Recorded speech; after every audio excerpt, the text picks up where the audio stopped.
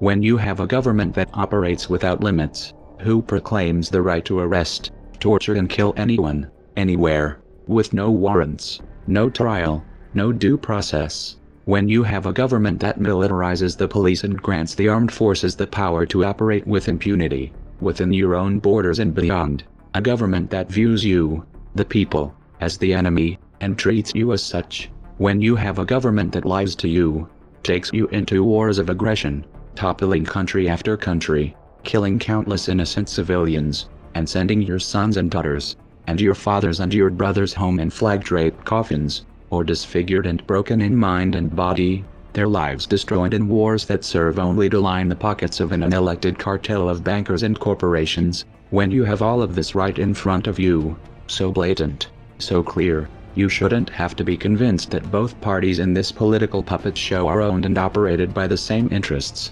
And you shouldn't have to be convinced that these overrated corporate popularity contests that some call elections are distractions that will achieve nothing. And with this understood, you shouldn't have to be convinced that the system you are living under must be brought to a halt. These are obvious conclusions for those who have been paying attention, so we won't try to convince you here. This video focuses solely on how to bring that system to a halt. Think of it as an instruction manual for a revolution. There are those who will be taken aback when you start using the word revolution. Revolution, the act of revolting, and overturning the current power structure is an extreme measure, one that should be handled with extreme caution, and in most cases they should be avoided. Revolutions are dangerous in every sense of the word, and it is difficult if not impossible to predict their outcome, but there are times when allowing those in control to stay in control is even more dangerous. Right now the question you need to ask yourself is this: are we at that point yet? Can the current system be reformed? Revolutions begin with a no, and they end with a yes. Revolutions begin when you say no to those who claim to have power over you, and revolutions end when you accept a new status quo, a new normal, whether that new normal is an improvement or not. The causes of revolution are numerous in form, but there is one common root, and that's discontent. Discontent is the emotion that builds and builds under the surface. It is a storm which brews in the mind of the people, just waiting to be unleashed. The trouble is that it is much easier to unleash that storm than it is to get people in agreement as to what should come next. It's not easy to get people to see eye to eye regarding what needs to happen after the current system falls, so this is usually put off, or avoided altogether. This is a serious mistake. Without clear objectives, chaos usually sets in soon after the old regime falls, and then in the powered vacuum that is created a tyrant rises to bring order. As a result, the systems that follow revolutions are often just as totalitarian or more totalitarian than those that they replace. It should therefore be abundantly obvious that discontent is not a sufficient driving force for a revolution. That is, if your goal is actually to leave a better world for your children and grandchildren. In order for an upheaval to have positive results, it must be driven by a clear and realistic vision. A vision that accounts for the world and humans the way they actually are right now, not the way we wish they would be or hope that they might be. And it must differentiate between that which can and cannot be changed in the short term. There is nothing more dangerous than armed men with utopian dreams.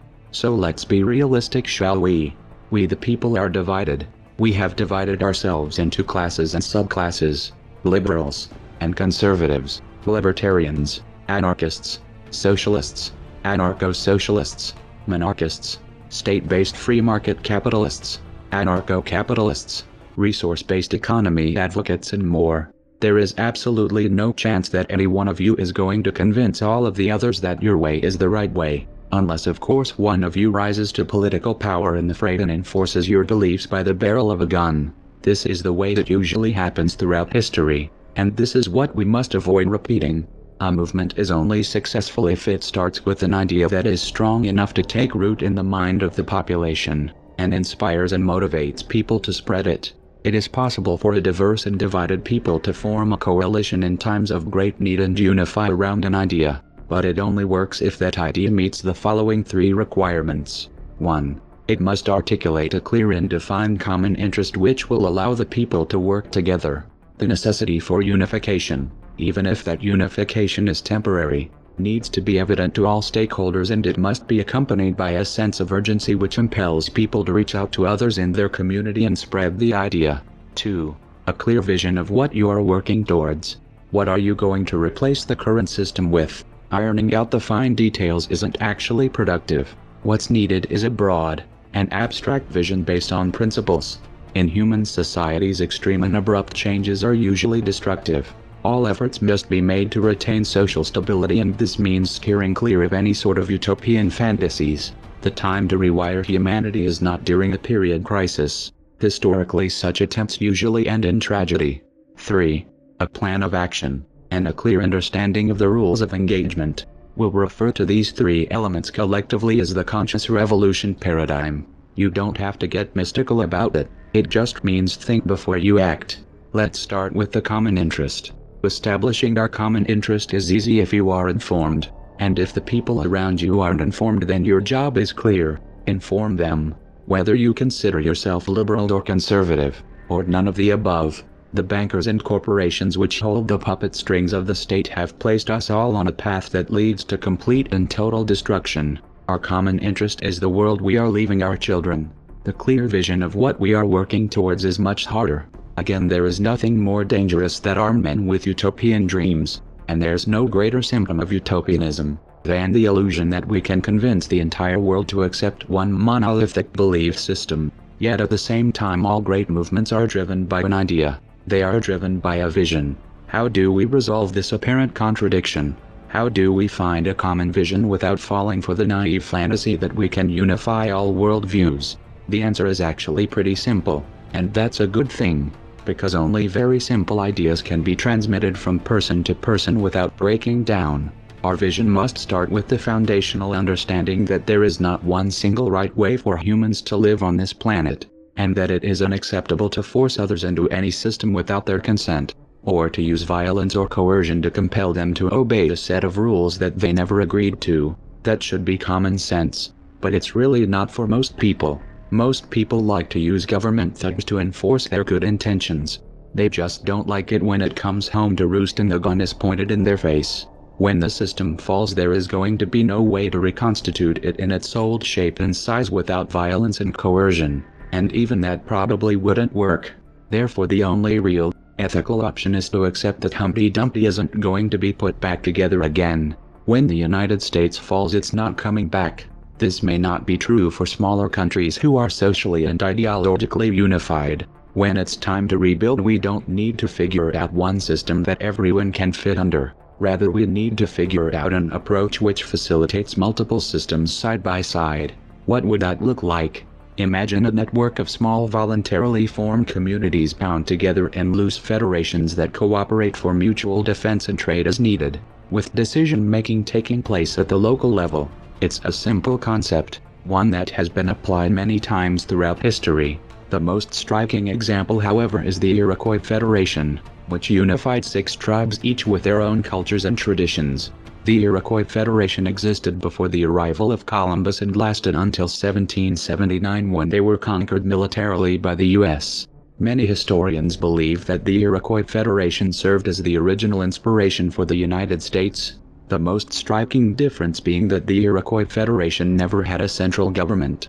No one at the top had the power to force the member tribes to do anything whatsoever, and yet this system worked well. So clearly this is not a utopian fantasy. It is a viable option, and it's the only option that can be enacted on a voluntary basis. The final element of the conscious revolution paradigm is the plan of action, the strategy and tactics, the short-term and long-term goals, and the structure of the movement.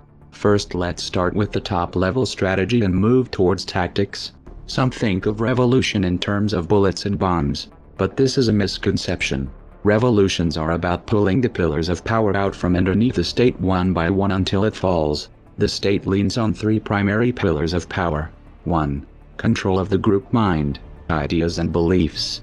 2. The control of money, finance and thereby human activity. 3. The monopoly on violence, and the use of intimidation to extract obedience by fear. There are 3 stages of a revolution.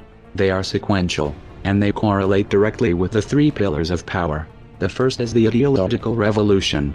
This is where we undermine the belief systems which support their control. This is where we systematically erode at their illusion of legitimacy, their aura of power. We expose these criminals for the scoundrels that they are, and we inspire discontent among those who the state depends on for its functioning. If you're new to this, welcome to the party. It's already in full swing. And guess what? We're winning. The powers that be have lost control of the dialogue, and they know it.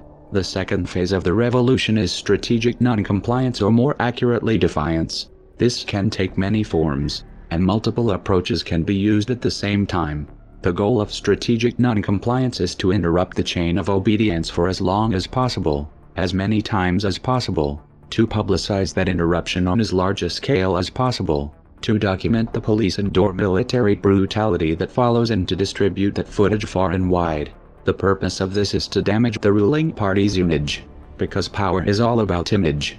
It's all smoke and mirrors. Once that image starts to break down, this inspires others to disobey. Monkey see, monkey do, and when this catches on and contagion sets in, it becomes a force of nature, like a tidal wave. It's all about reaching critical mass. What's crucial to understand here is that revolutions are almost entirely psychological in nature. In this context, building confidence is the most important element. Therefore, it is better to do small successful operations and build up from there, than it is to start with large high-stakes events. The third stage of revolution comes when the people have built the necessary momentum to take the monopoly on violence out of the hands of the current regime.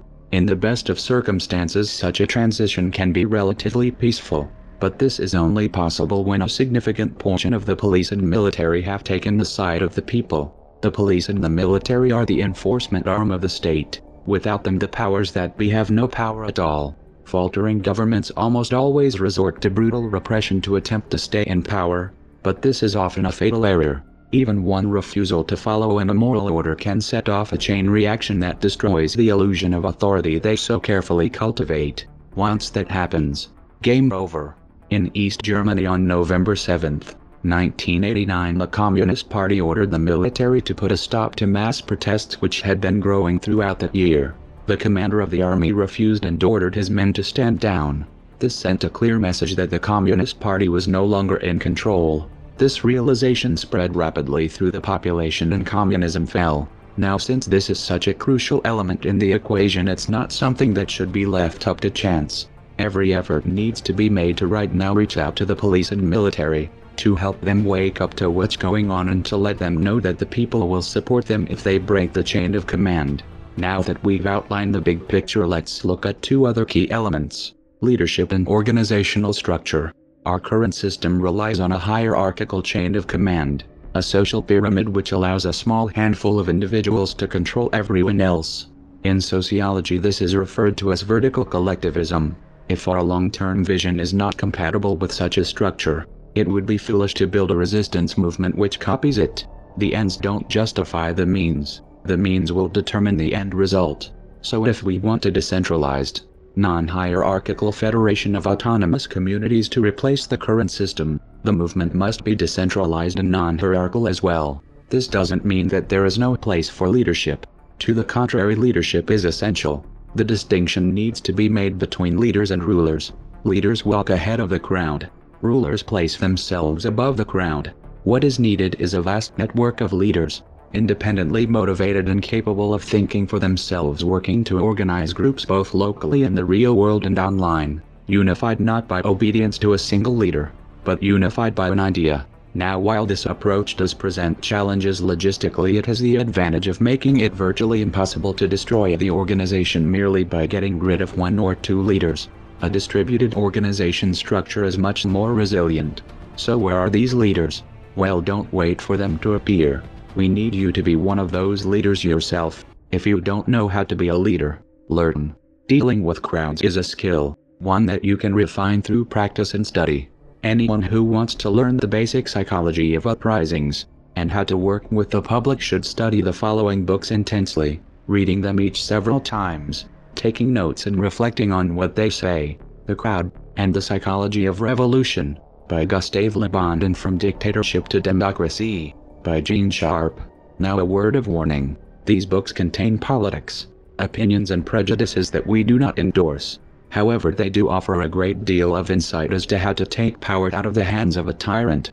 Leadership takes many forms and can mean many things depending on the situation. However, the primary job of leaders is to inspire people to take action, to organize people into groups so that they can be more effective than isolated individuals, and to train others to do the same. The final element needed to start your revolution is tactics. In the realm of violence, the state has the definitive advantage, and it would be foolish to engage them where they are strongest. Instead, we should use tactics that engage them where they are weakest. Fortunately, there is no shortage of non-violent tactics which have been proven effective in toppling dictatorships.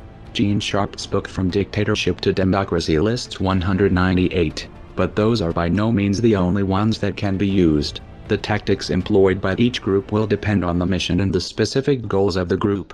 The military divides itself into Army, Air Force, Navy and Marines so that each can be specialized in the tactics of the terrain where they fight. Likewise, a non-violent movement should have specialized groups for specific issues. This is already developing.